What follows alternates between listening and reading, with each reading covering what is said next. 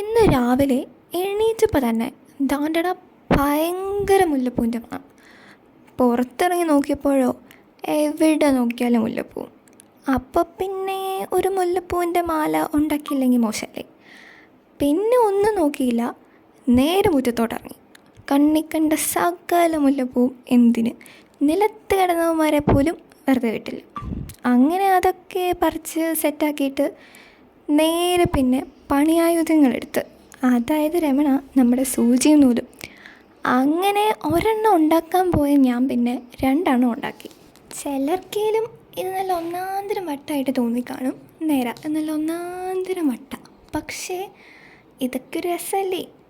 ഇതുപോലുള്ള ചില വട്ടൊക്കെയാണല്ലോ ഒരു ഒരു ഒരു രസം. അങ്ങനെ ഓരോ നേരം പോക്ക്. അപ്പം അത്രയേ ഉള്ളൂ.